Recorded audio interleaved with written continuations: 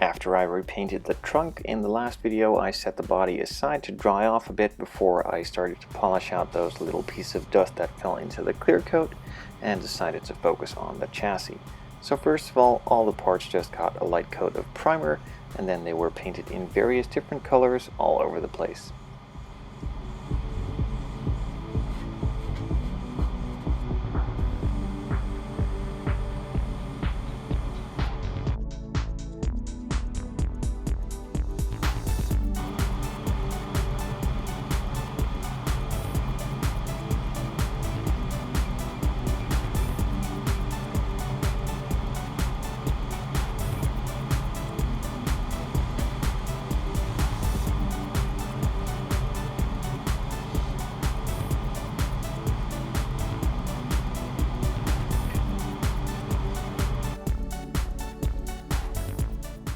The manifold on the actual Ferrari engines has a sort of textured red paint baked onto it, so what I decided to do was use Zero Paints' new textured white paint and then paint some red on top of that to simulate the look a bit. It didn't really work out completely, but it was a lot better than the smooth surface that was left there from the plastic out of the box.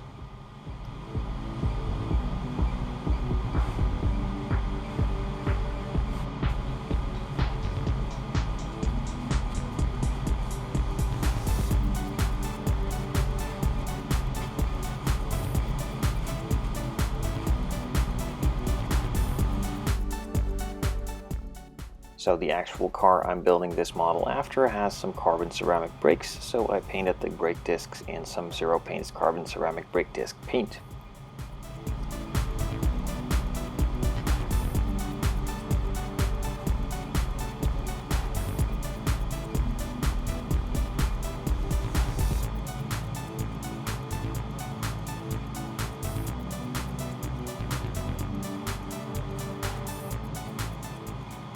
The textured white paint had some time to dry, so I moved on to the second stage, and that is adding the red on top of it to finish that look.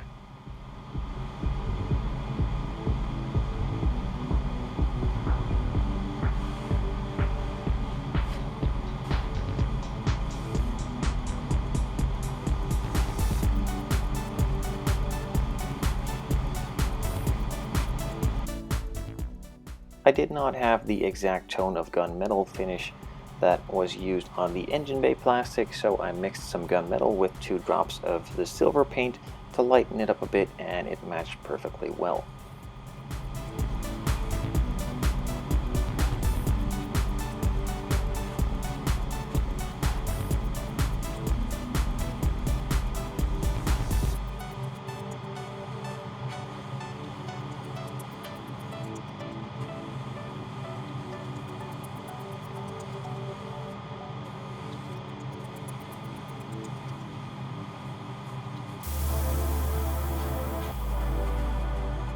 After the red paint on the manifold had dried up properly, I masked the red area off and painted the lower half in some flat black.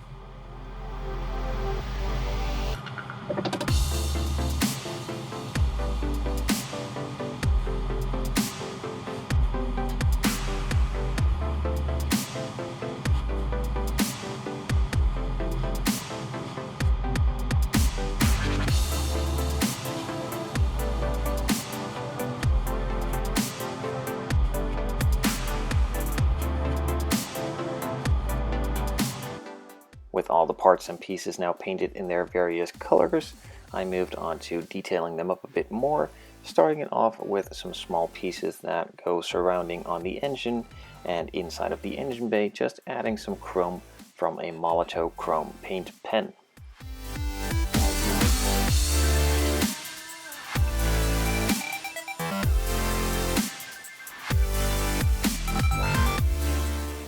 The main color on the engine manifold and airbox were already airbrushed previously, so I needed to add some silver details on there as well, as there is some cast iron to be seen as well between those parts,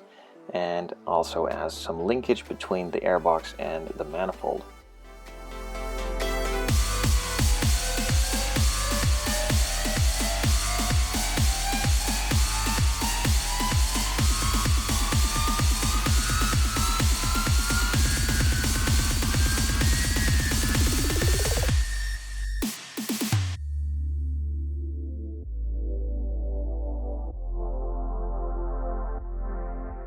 During the unboxing, I also showed that I got some Hobby Design metal decals, so I placed those on the manifold for the Ferrari emblems and stripes. With that all done, I could move on to some assembly, starting it off with the brake discs and some chassis work.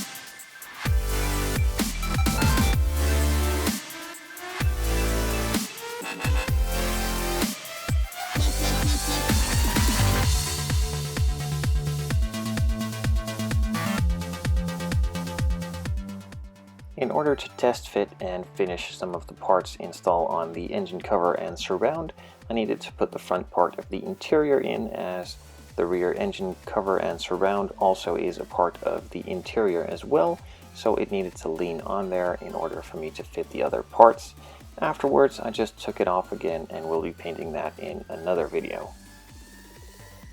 There were a lot of engine bolts and other pieces that needed some more highlighting, so I took out the Molotow chrome paint pens again and highlighted all the bolts on the covers and also on some of the disc brakes.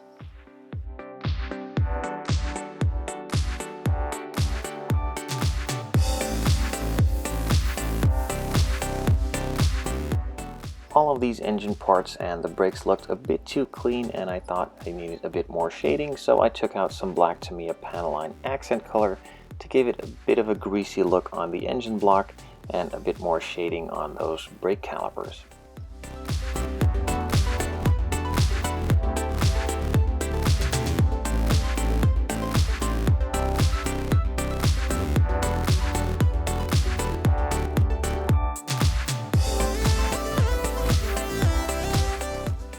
With the chassis work now mostly completed, I moved on to starting on the interior a bit. Now, a big piece of the interior, and that is the headliner, is molded into the clear parts that has the side and front glass in it as well, so I needed to mask those off, cut it around the edges, and paint the rest of it black.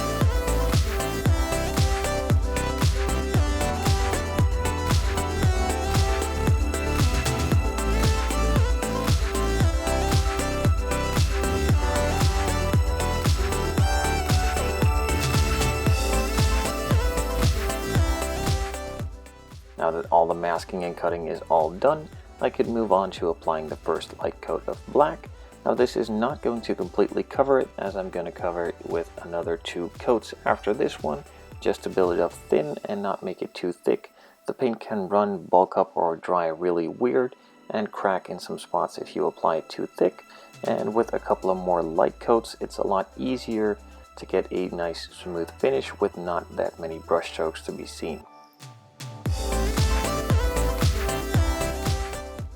After applying 2 more coats, I let that dry for a couple of minutes before removing the masking tape and revealing a really clean job all around the edges, with just a super tiny bleed through on a couple of those sharper edges, but that could all easily be fixed with a toothpick, as the paint was still not fully cured and it was really easy to just wipe it off or remove it with a bit of pressure from a toothpick.